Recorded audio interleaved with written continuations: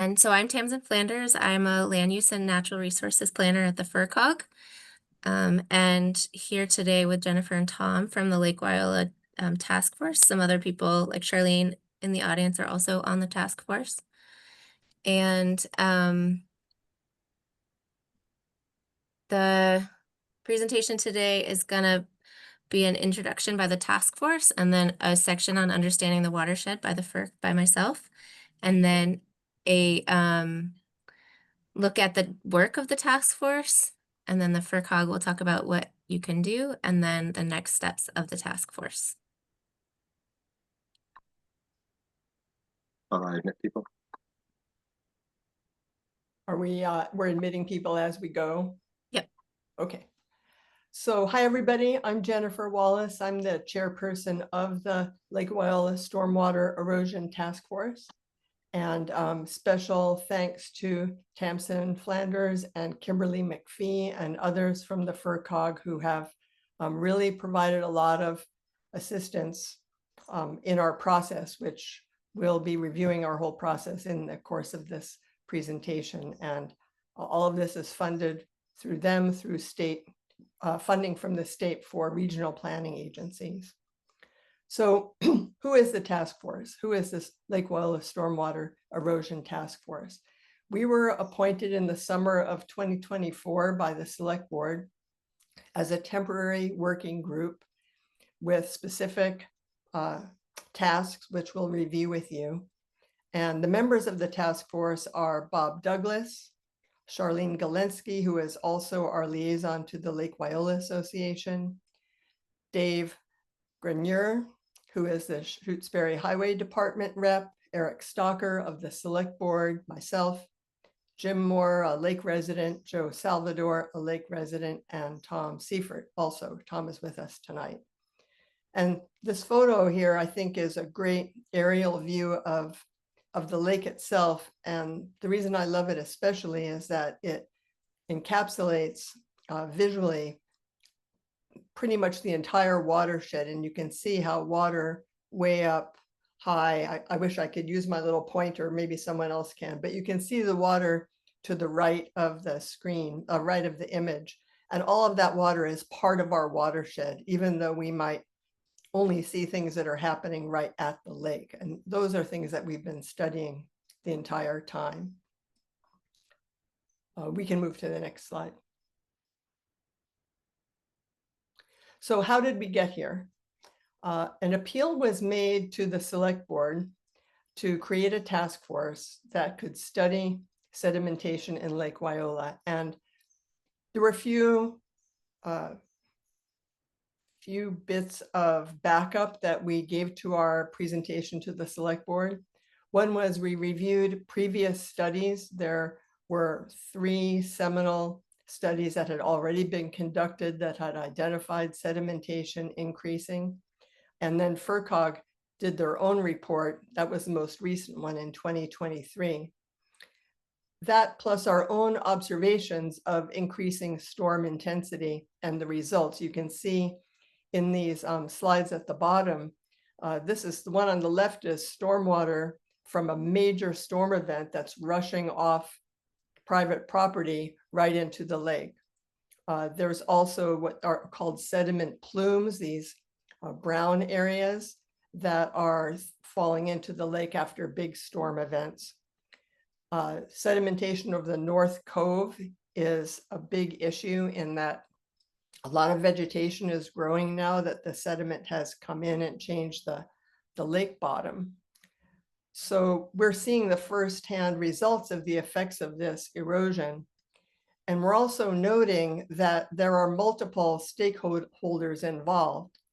So one thing that's made this a very complex situation that we've tried to appeal to the Select Board to study it in more depth, back to this Lake Wyola slide, you know, things that are happening at the lake are affected by things that happen up in Wendell at Fisk Brook, happen on state property at the state beach. They happen at town property on the town roads that are above Lake Wyola, and they happen on Lake Wyola Association owned property and on private property. So having a complex problem like this with so many, and not to mention the creatures that are in the lake, and that they have they have to shoulder a lot of the burden of these impacts. So the select board did agree and appointed us to get started. And you can go to the next slide. So what have been our guiding principles? And some of this is related to the argument that we made to have a task force in the first place. Erosion is not any one entity's problem. I just reviewed that. It's also not any one entity's solution. And traditionally, historically, we've seen everybody sort of in their own domain. The town handles their stuff, association handles their stuff, Pine Brook Camp handles their stuff, Wendell handles theirs. Our argument is that water doesn't really care who owns what. It's going to flow, it's going to carry sediment with it. And a coordinated approach is the only way to get a handle on something with as many complexities as this is. And in this slide, it shows a sediment plume coming down to Long Island Sound from source storms all the way up in Vermont and New Hampshire. So knowing that what we're seeing is most likely involving many factors that we can't see. And so how do we address this? How do we problem solve this? How do we make recommendations?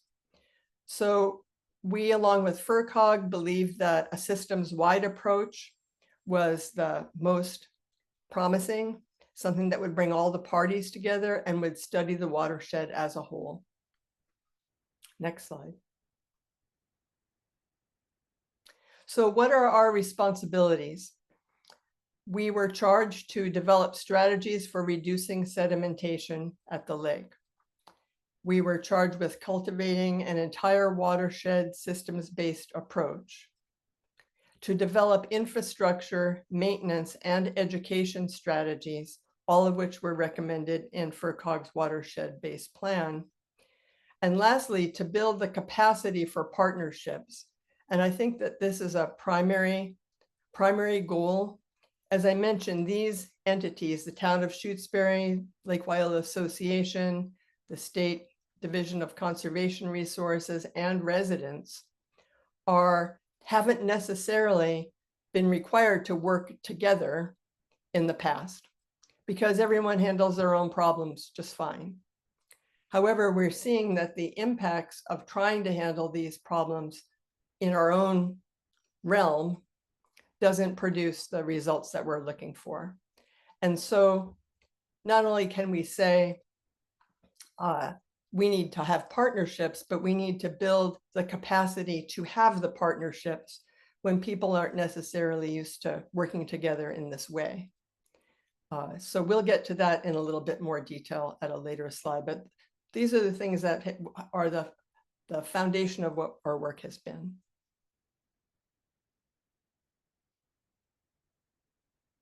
But we can't do any of those things unless we understand what watersheds are, how they work, and how we are all affected by them.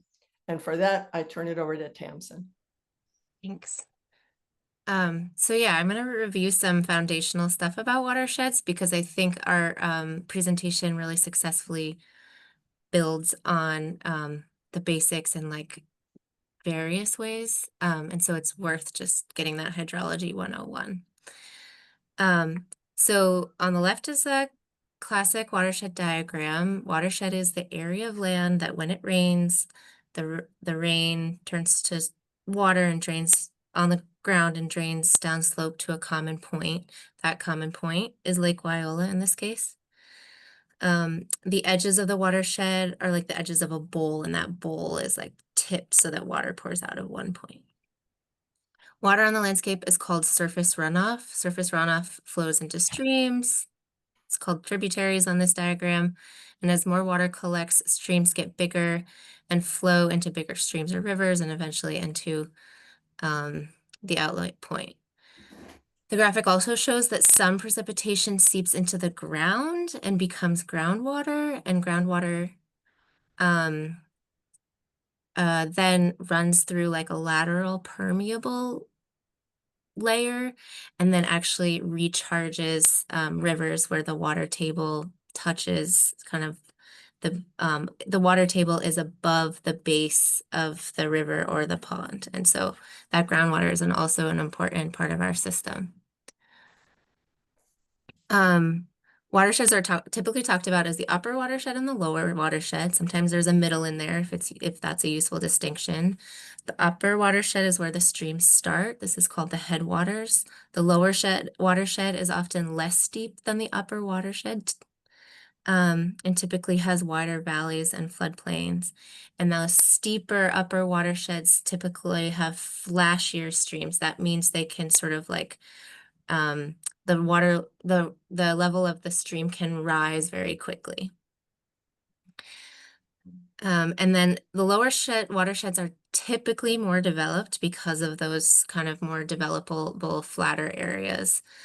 People have historically settled along water rather than at the tops of ridges. So, and then on the right is Lake Wyola with the boundary of the watershed outlined in red. On the left, you can see that the watershed boundary touches the lake at the dam. That's the outflow point. That's where the Sawmill River watershed starts. And then a little more than half of the watershed is in Wendell. West Street, Locks Village Road, and a little bit of Montague Road are there with some development, but that part of the watershed is mostly forested. I'm going to skip over the streams because I don't know how to make a pointer, but we have Scary Brook, Tyler Brook, Plimpton Brook, and Fisk Brook all contributing water in the northern part of the watershed. And then on the west side is Ames Hill and Ames Pond, and to the south, Lake Wyola Conservation Area and South Brook. And again, mostly forested areas with a little bit of residential and unpaved roads. And then on the west side of the lake is Locks Pond Road, and above the road, Morse Hill. But and Morse Hill is another steep feature, but I actually hadn't really noticed until putting this slide together that the watershed boundary doesn't go to the top of Morse Hill. So that like most of the top of Morse Hill actually drains into the Sawmill River. And then as we know, there's development kind of more in high density development surrounding the watershed. So take a look at the graphic on the left. First look, you might think it's the western states, but it's actually the major basins of the western United States. Those are watersheds for the major rivers. And it really illustrates, we've been socialized to think that we belong in community with people within our political boundaries, but there's a lot of people that argue that actually ecologically speaking, watersheds are kind of more of a coherent entity, and because doing stuff in the upper watershed influences the lower watershed, that's like an important community for us to be thinking about. And we can think about that on a smaller scale. In the middle, you see sub-watersheds in the South River and Conway and Ashfield. And they, when we look at these sub-watersheds, we can think about drainage neighbors. So we have watershed neighbors who do we share a watershed with? In Lake Wyola's case, it's mostly Wendell. And then also, and then at the sub-watershed level, it's like which of our neighbors do we share a watershed with? Or even like what are neighbors we don't even know, we don't really even see their houses that we share a watershed with. Because because what happens in the upper watershed impacts the lower watershed. I just said that, but like from the upper watershed, what happens with how water is managed, flows, pollution, that all comes downstream. And then at the lower watershed, what happens with water withdrawal actually impacts water tables higher in the watershed. So each part of the watershed has to take into consideration other parts of the watershed. So I want to introduce you to this pyramid because we'll be taking a look at the blocks 1 through 4, hydrology, hydraulic, geomorphology, and physiochemical. And this really shows that kind of there are these stream functions that all depend and support each other. Hydrology is concerned with the transport of water from the watershed to the channel. It looks at the properties, the distribution, circulation of water, stream channel formation, flood frequency, flows. And then hydraulics is water transport within the stream channel and within the floodplains and within sediment layers. And that's actually closely related to geomorphology. Understanding hydrology and hydraulics is a very important preliminary step for understanding what is happening in the watershed, in the Lake Wyola watershed, particularly because more intense rainfall, snowmelt, drought, associated with climate change are changing the hydrology and hydraulics of the watershed. So fluvial geomorphology, you all are seeing that this graphic is actually moving. Fluvial geomorphology is about the processes of erosion, sediment transport, and deposition of sediment that changes the stream channel and the surrounding landscape. So streams in their natural state have a tendency to meander. The meanders are the curves that you're seeing in the graphic. Streams want to move. It's part of the physics of flow and sediment transport. And when unrestrained by like our manipulation of the land, like channeling, or unrestrained by human engineering, like enforced banks or houses right up against the river, a river moves in a sinuous, when it is unrestrained, a river moves in a sinuous pattern that balances erosion and sediment. Okay, and then the fourth one, the physiochemical properties.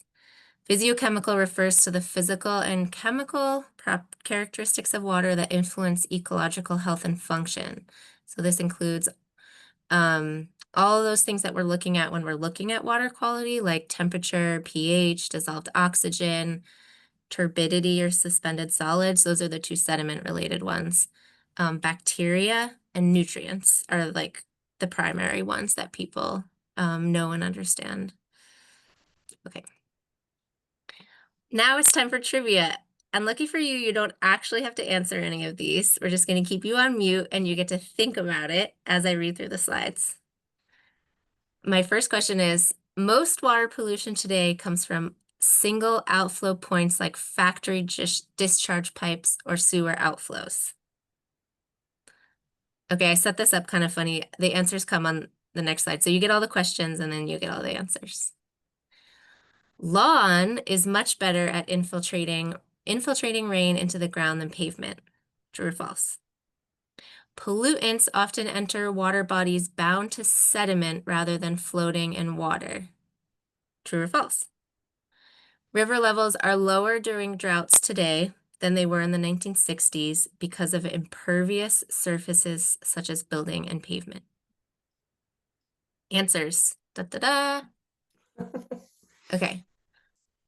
Most water pollution today comes from non-point source pollution, typically in the form of stormwater runoff. So one of the reasons that we're concerned about stormwater runoff, not just because of the impacts of erosion, but because of everything that stormwater runoff can carry with it into the stream. Lawn is not particular, especially turf grass, is not all that much better than pavement at infiltrating. I couldn't find this percentage that I had seen presented before, but it has lower infiltration rate compared to natural grassy areas. Okay, and then yes, many pollutants will bind to soil as a way of, as kind of, not that they're consciously doing this, but they are just naturally bound to soil, and that is like when soil erodes, that is one way pollutants that are unrelated to the sediment or soil reach water. So phosphorus is a great example of that. And then finally, this blows my mind. When I talked about that groundwater is constantly feeding our rivers and streams. That's called base flow. And because less water infiltrates today, because we have more development, we have in general less groundwater to feed, to kind of set the base flow of our rivers and streams. So when we have drought, our rivers and streams actually have less water in them than they did in the 60s, even at this when the drought is the same, like equivalent.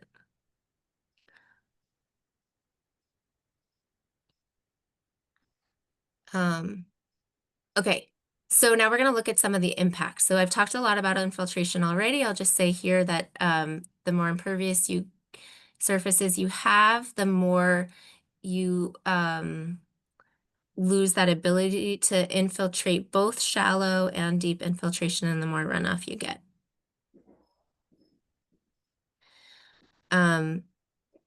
Non-point source pollution.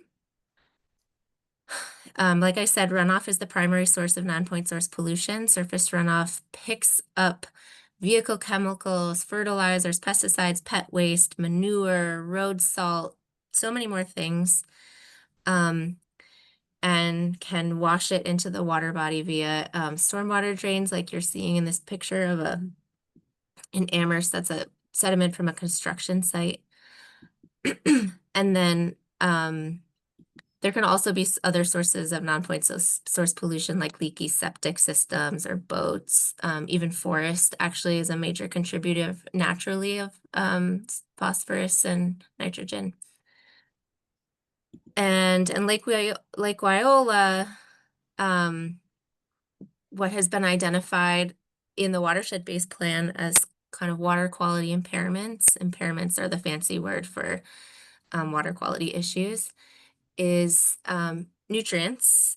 Nutrients, mostly phosphorus. Lake Wyola doesn't exceed recommended phosphorus levels or standards, but it's like kind of up there, and the state recommends that those levels be watched. And then sediment. Sediment is not something that's very easily captured, not as easily captured and quantified, but I think there's plenty of anecdotal evidence to say that this is a concern. And then I didn't highlight it here, but bacteria. I saw a statistic the other day that the beach has been closed. The public beach at Lake Wyola has been closed a lot this summer related to bacteria. And so you are all experiencing the detrimental effects of that.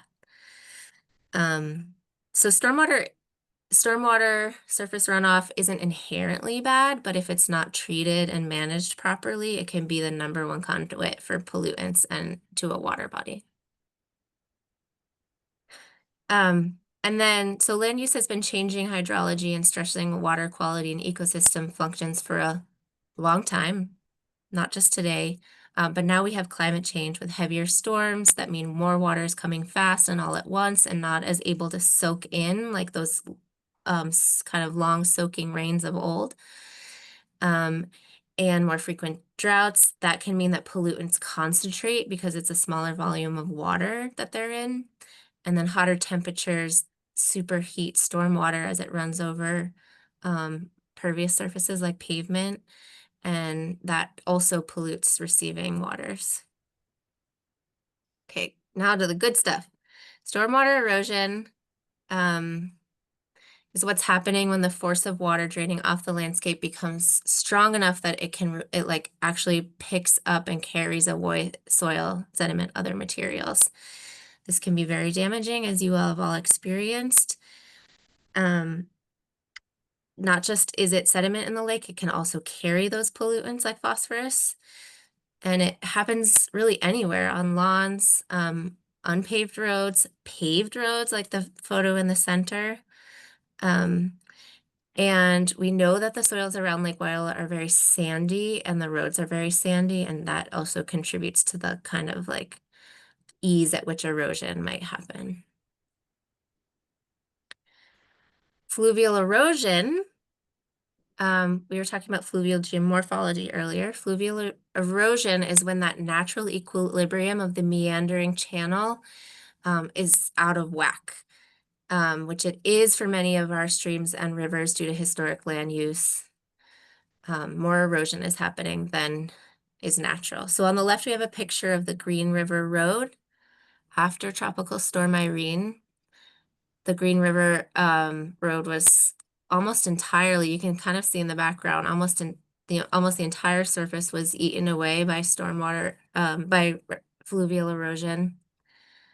And then the middle image shows a number of landscape features that are part of the fluvial erosion process. I won't get into them, but you can kind of see those processes in taking place on the landscape in Conway at the South River after the heavy rains of 2023.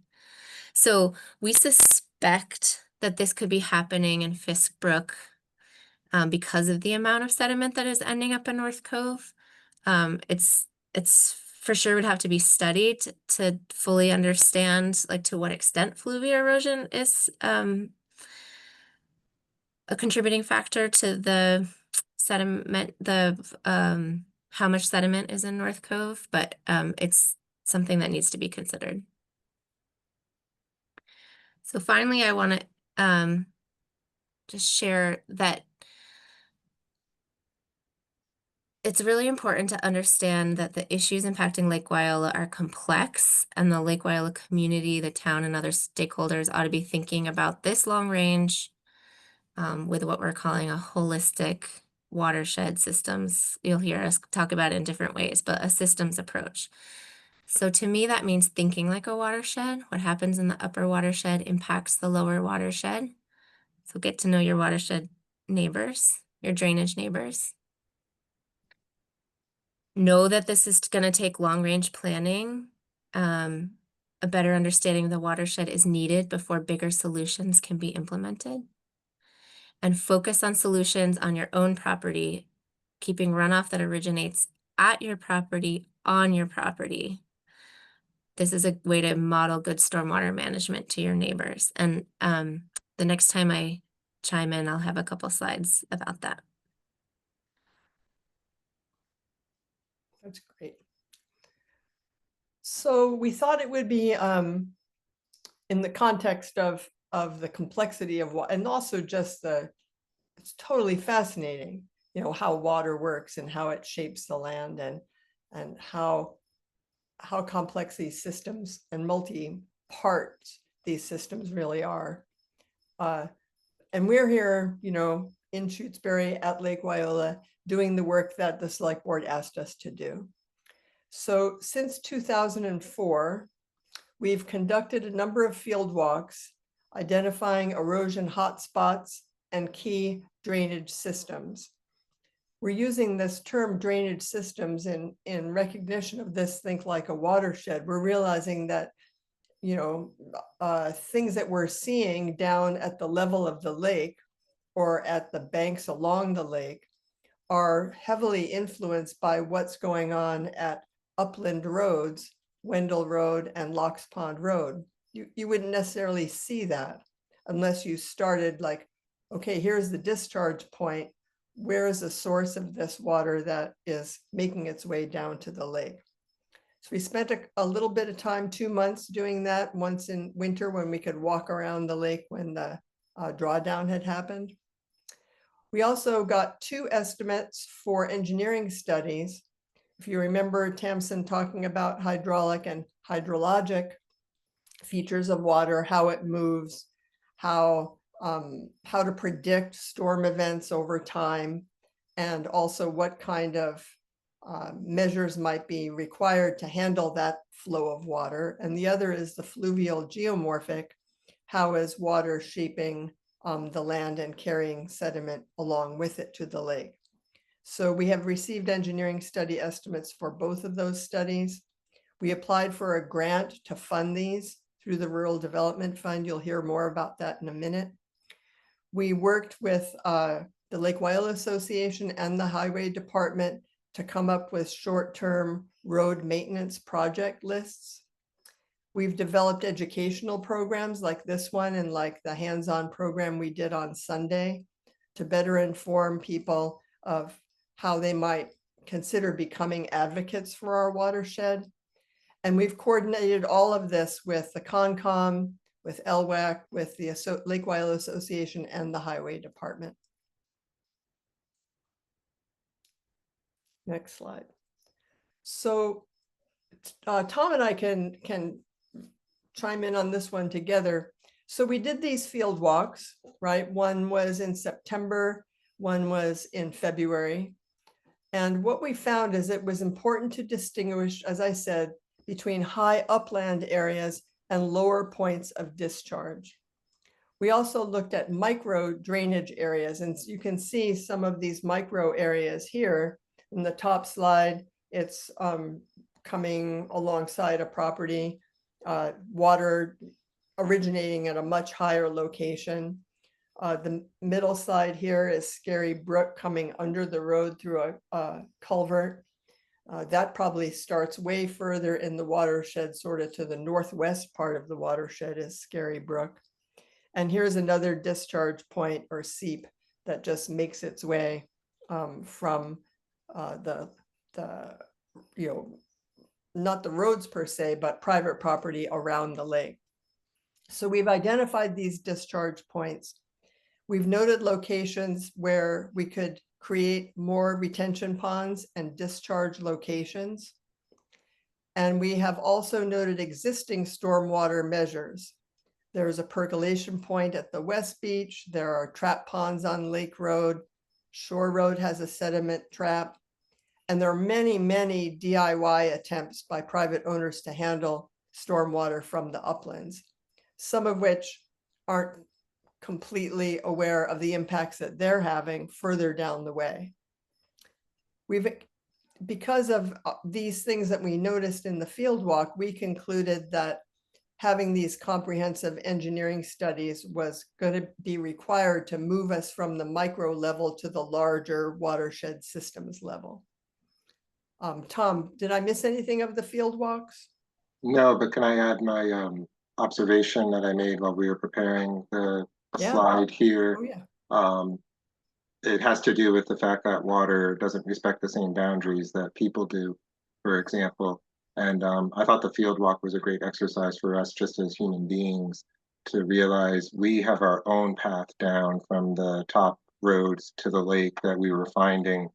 And it was just very interesting to note how we were restricted in our own ways as people, how we were going to get down, and noticing how the water took a completely different route. It really made it clear that just the trip from top to bottom for whatever organism or natural entity you are is different.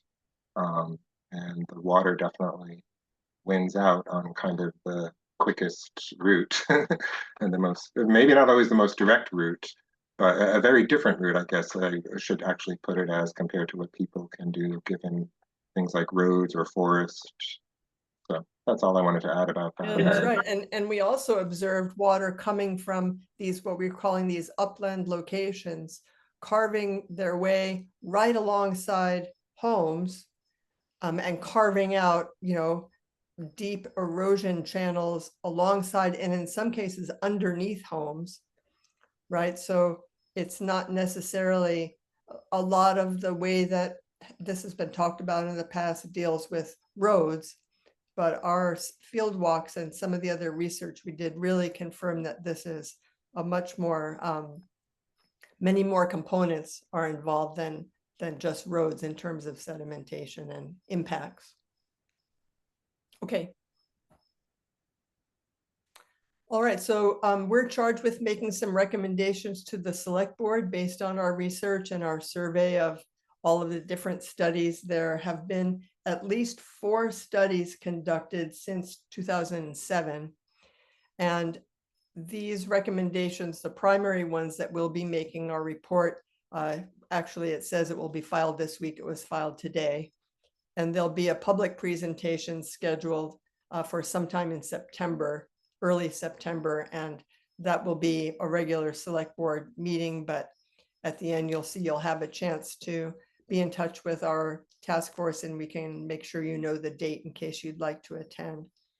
Our recommendations are these 2 engineering studies, that we conduct periodic public education sessions and distribute literature and keep the conversation about watershed and systems thinking and its relation to sedimentation and flooding, et cetera, in the conversation, in the community conversation.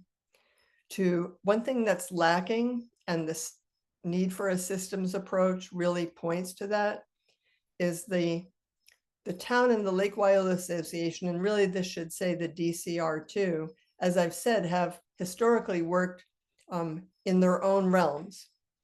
And we're proposing a coordinated operation, management, and maintenance plan that would bring these parties together, who would actually identify problems, strategize solutions, prioritize solutions, send them, game them out as far as timing and who's responsible for what, so that everybody, all the parties are working together to have some ownership in this, and also some awareness of what each other is doing. And so that flows right into that these should be long-term partnerships between all stakeholders. And this is just a little example on the left. This is a road that I live on. Some drainage solutions were created, and it works pretty well when it works. It has been overpowered by storms, and it is starting to erode now because of trucks that are backing in and collapsing the wall of the retention pond. These trucks have to come in, right? They're septic tank emptying trucks, they're trash trucks. And so this is not it, it's the road is narrow. How are we going to have a plan to create this, to address this kind of problem? So here's a chance where the town and their trash collectors and the Lake Wyola Association could be working together once problems like these are identified and prioritized. Next slide. Tom, I'll hand it over to you to talk about the Rural Development Fund grant. Thanks, Jennifer. Yeah, and I'll hopefully be able to highlight the title while I'm talking, in that we believe this is a new approach. As everybody's heard, we started, or one of the starters was the FERCOG Lake Wyola Watershed-based plan, which became official, I believe, in October of 24, a little bit after our task force came to be. And there were other studies as well that guided us. And as you've heard, we realized we needed to start with engineering studies before we could actually do things. We were interpreting everything without as professional eyes as we wished we might have. So we did decide on the two studies that would be necessary, the hydrology and hydraulic study and the fluvial geomorphic study. We approached 3 engineering firms for quotes. One, unfortunately, wasn't able to respond in time. And then one offered a plan that did not get as hands-on and on the ground as we were looking for. And we ended up selecting the firm GZA, who was going to promise engineering studies based both on desktop modeling and also on groundwork, and promised to give us complete designs in the end for their recommendations. So the H&H study you'll see on the slide on the right, or the picture I mean, is where those red ovals are, kind of getting at the water that's falling as rain and eventually going to the groundwater or into the lake. And then the orange oval at the top represents the Fisk Brook system, which is an important part of our purview, and the fluvial geomorphic study that will occur there.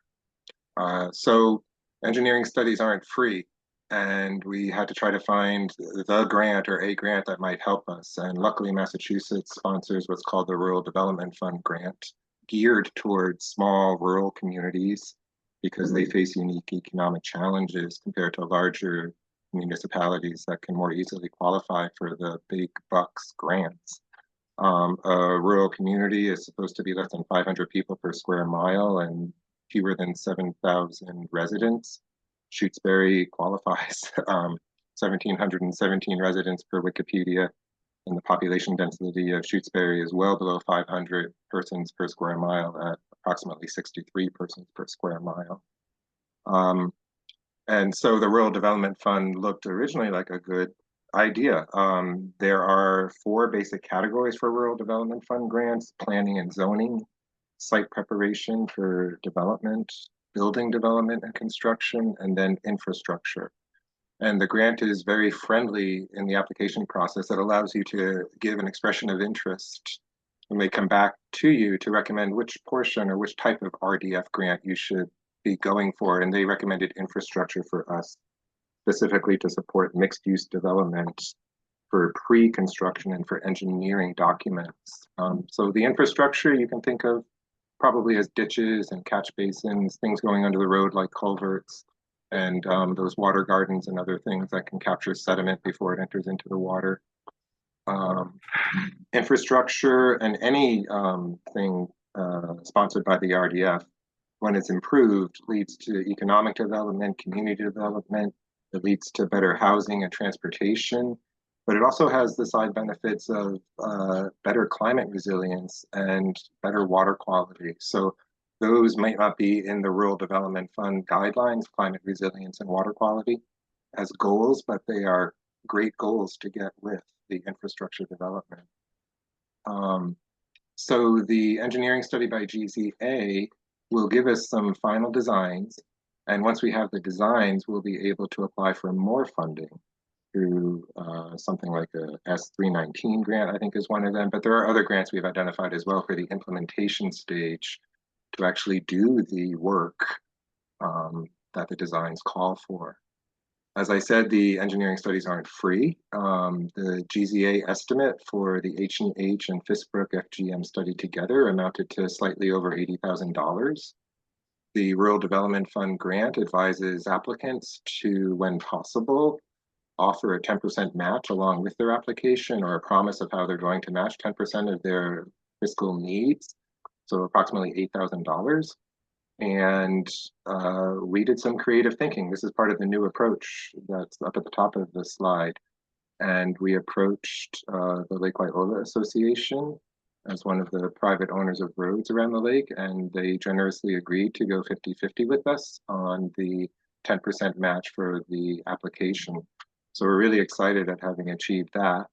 The other half, people might remember from having gone to town meeting or having seen the town meeting warrant back in, I believe it was, I think it was May of this year when we had town meeting.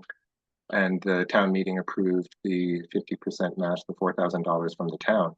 So we were in the position, we submitted the application in June with that 10% match promise. Part of the new approach as well is that we're taking a systems approach to this. As we've said before in this presentation, often things get done more piecemeal or more singly. And so the new approach is the systems-wide approach and the inclusion of the private-public partnership in this application process. So the date of our destiny will be October 2025, coming very soon. It felt like a long time getting there, but I think it's going to come before we know it. All indicators have been very positive, but we are at that stage now of having the application submitted and needing to wait. But we are, I think, cautiously assuming we will be given the RDF grant and then can go forward from there. If that happens, the GZA studies for the H&H would begin in probably January, February, and maybe through the spring of 26, because H&H studies are well done when there is more rainfall than in other parts of the year.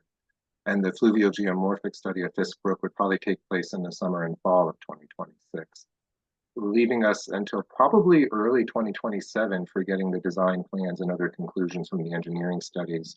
But that also gives us a lot of time to prepare for the implementation grants and the applications we'll do for them. Should the Rural Development Fund grant not come through, we are not despairing, because there is in Massachusetts as well the Municipal Vulnerability Preparedness Program, or MVP. There's also a grant that I believe might be more federal than state, but correct me if I'm wrong, either Tamsin or Jennifer, the 604B, which also could be used for implementation funding. Excuse me, not for implementation, but for engineering studies. So should the RDF not come through, we could probably go to MVP or 604B for money to fund those. It could affect the timing, of course, but we're really hopeful about the October 2025 date. And I think that's about all for my encapsulation of the RDF. Yeah, thanks.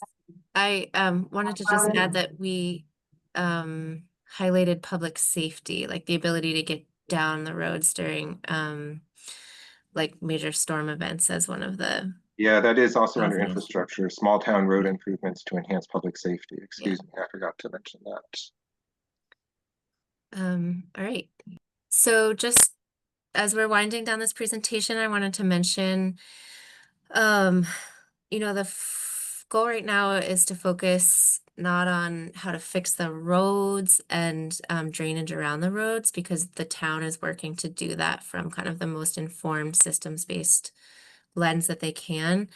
But we can still be thinking about what's happening on our own property and what we can control on our own property. So um, I'm gonna just show you go through a couple basic principles and show you some practices that can positively impact the roads in the lake.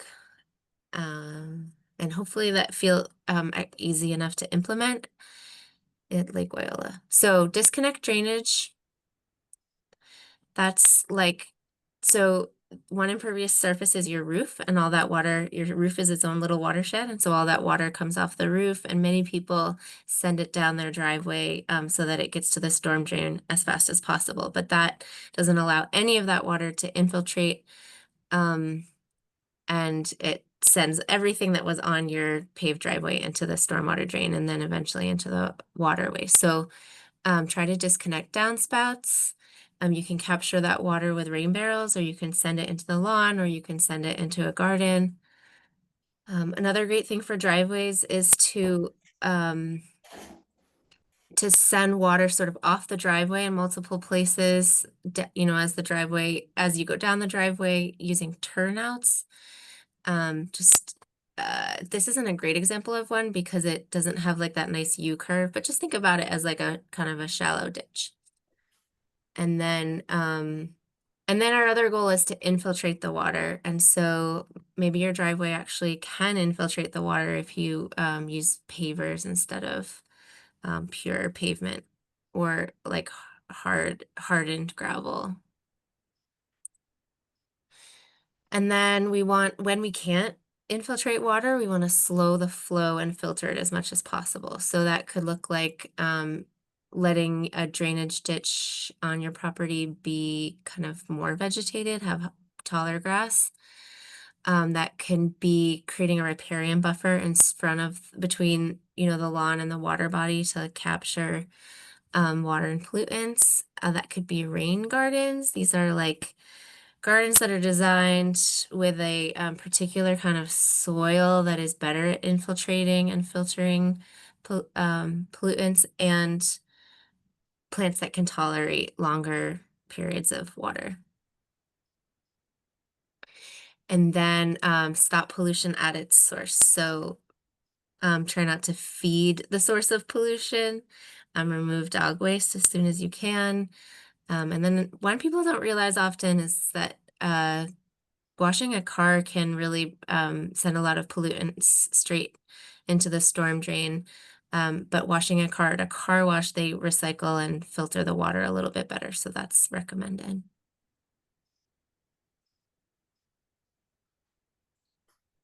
So this is something that you've heard me mention a few times, which is partnership. And I think we've all mentioned systems and partnership a few times. Again, watershed ecosystems don't think in terms of separate entities like town, association, property owners. For human systems to think at the watershed level means to create collaborations and interactions that may not have existed previously.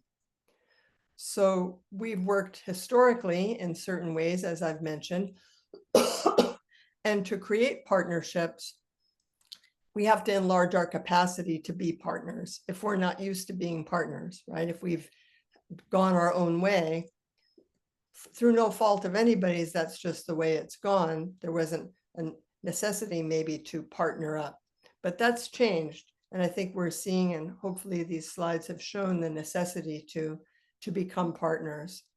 So all of this might be new, is new, and will require new skills, new management structures, new communication networks, community empowerment, and sharing agendas. And this is something that we're hoping to get the attention of everyone who is part of the Lake Wyola watershed. We're hoping to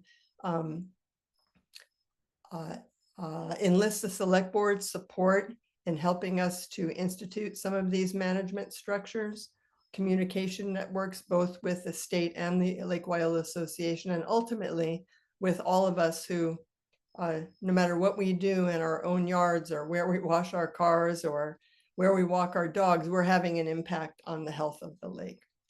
So this is going to be a strong part of our recommendation, is how to build capacity and develop skills that may not be in place right now, and to be patient with each other as we're awkward and we fumble around. Excuse me. So how to support the town? Get involved. Let us know if you're interested in participating. You'll get some contact information at the end. Even if getting involved means letting us know where you are observing stormwater erosion, that's helpful. And it will be helpful for the engineering firms too. Attend town committee meetings. Our meetings, the task force meetings are always open. You can go to the Shutesbury town calendar. Become a Lake Wyola Association member if you live around the lake. Participate in what goes on. Participate in the discussions about how things are prioritized and what some of the problems are at the level of residents around the lake. Look at ways that you might be able to reduce sedimentation and erosion. We just talked about that. And pass on the words to others. Finally, think like a watershed.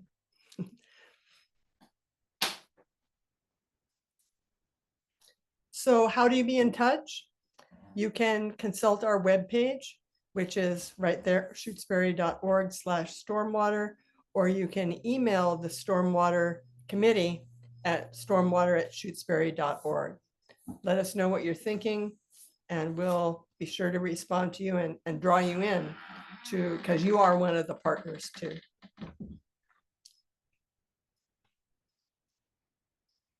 So we do have some time for questions, comments. I want to thank everybody for listening in so well. We forgot to tell you that it would be 50 minutes with 10 or so minutes of questions, and but we are now. I have unmuted you, and we're happy to answer any questions you have.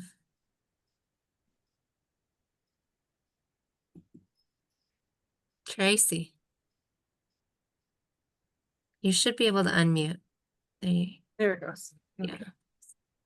This was great. It was so well put together, and I'm really impressed. I'm really impressed with all the slides, and I've learned so much over the last couple of days. I just wanted to ask if there is a plan to continue on with this committee, or like a next stage of a committee. You know, I know this is a task force, but has that been addressed yet with the select board or with your committee? I can field that question.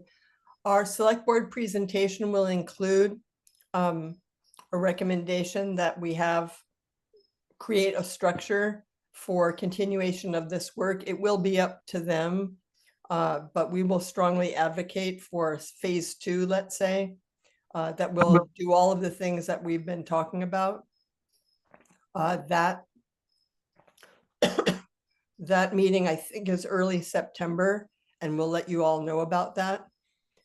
We also would, the second phase of the work would be continuing to build these partnerships by developing this joint operation and management plan with all the players, and also to be prepared to assist and be a resource for the engineering firms. So there are a few things that we've already identified as tasks that a continuation of our group, or some form of our group, could do. And there was a second part to your question. Oh, our particular group, a few people who have been on the task force all along have already said, I'm in it for the long haul. So we already know a few people, and there are some that are waiting to see the results of the, whether we get the Rural Development Fund grant. But there will be openings, you know, and anyone who's interested in getting involved, there's a way to fold you in. But we do need the select board to basically give us a new charge. So hopefully that will happen in September. Yeah, actually two things. Tamsin, is it okay if we stop the sharing for the questions or? Oh yeah, of course. Thanks. But yeah, just, I don't know if I heard you say the dates, Jennifer, but when I was researching the GZA study and realizing 2027 is actually part of that whole thing. So yeah, something's going to have to continue. And that reminds me, because we talked about this earlier.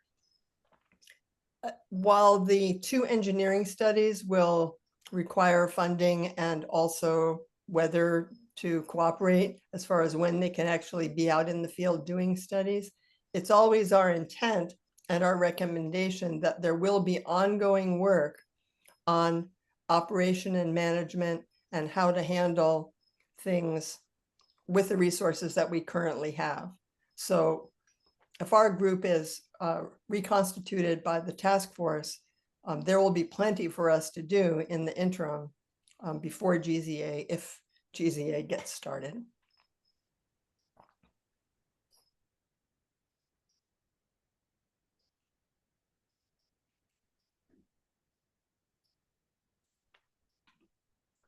How about those of you who, I have a question for you. Those of you who are here and on the water, can you give us any information of your observations of how you're observing plant life in the water that's changed, presence of plant life? We call them weeds, but that's just a name that human beings give to plants. We're getting a lot of feedback from people that there are more grasses, there's more plants, it's harder to swim, that there is more and more vegetation in the lake along the shoreline than there ever has been. And I don't know if those of you who are here that live on the water or are in the water can speak to that at all.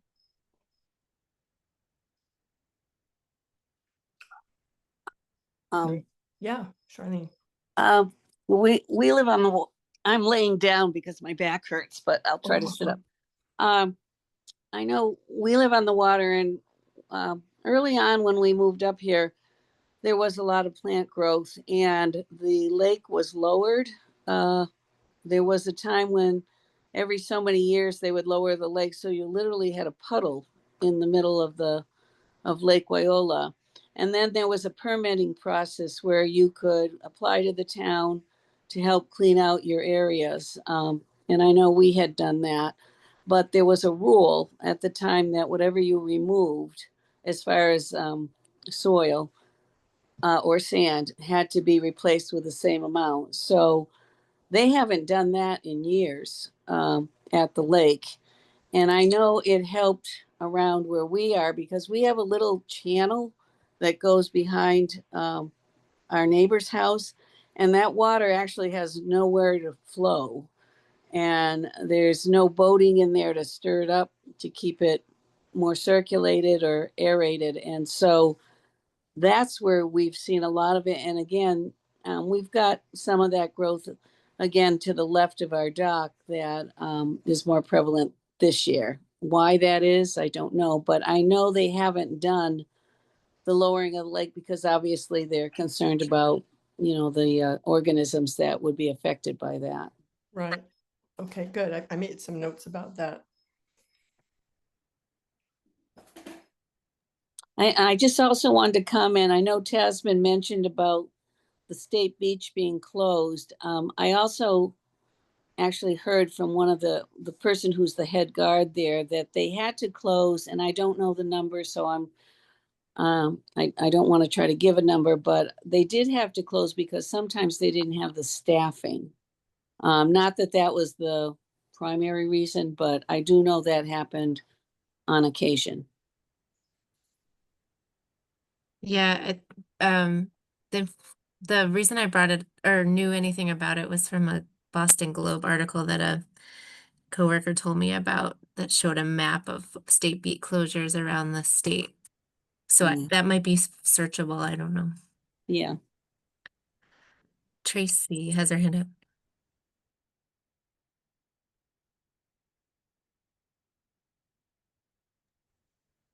Tracy, you're not, you're You're muted, Tracy. muted. She can't unmute herself. Oh. Mute. There she There. goes. Oh, okay. So one of the things I was wondering about, so I went to that Firewise presentation. Tom and I both went to it, and they offered to come to your property to look at what you could do to your property to make it so that, you know, if there was a wildfire, your house would be less likely to burn down.